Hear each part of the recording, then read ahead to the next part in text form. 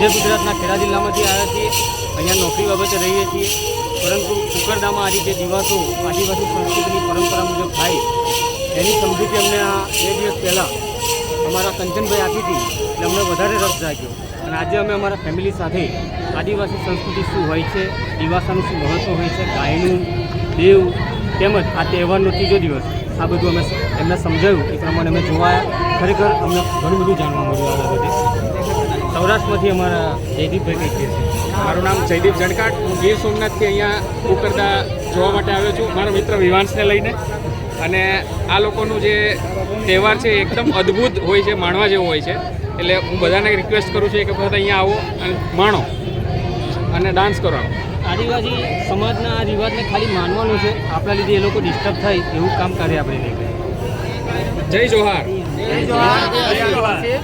મારું નામ કંચનભાઈ ભીલ, જે હું પ્રોપર કુકરદાનો વસ્તી છે અને આ અત્યારે જે સૌરાષ્ટ્રથી આવેલા છે, વડોદરાથી છે, સુરતથી છે, અત્યારે અમારા ગામનો જે દિવાસાનો જે કાર્યક્રમ છે એ 1 મહિના પહેલાંથી તૈયારી ચાલે છે અને જે આ અત્યારે તમને જે વિડીયોના માધ્યમથી જે જોવા મળે છે એ પ્રોપર એક કલરની ડ્રેસમાં એ 1 મહિના પહેલાંથી તૈયારી ચાલતી હોય છે। હાલ અત્યારે આ દિવાસાના કાર્યક્રમમાં કમસે કમ 2000થી વધારે જોડી આદિવાસી ડ્રેસ સીવડાવીને અત્યારે પહેરવેશ પહેરીને અત્યારે એ આદિવાસી નૃત્યો એ પહેરવા સાથે વાજંત્ર વાગીને આ નાચગાન કરીને આ એક તહેવાર છે।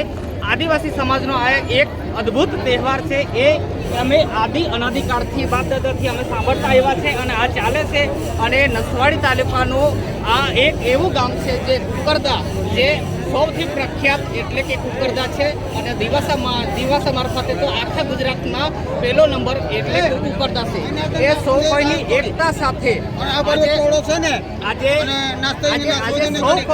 સૌ કોઈ ગ્રામજનો ભેગા થયા અને દરેક ગામના મહેમાન અત્યારે અહીંયા ગામમાં આવ્યા છે, પોતપોતાના મહેમાન આવે છે અને પોતપોતાના મહેમાન આવે છે અને અહીંયા પોતપોતાના મનપસંદ પ્રમાણે ભોજન બનાવે છે અને મનપસંદ પ્રમાણે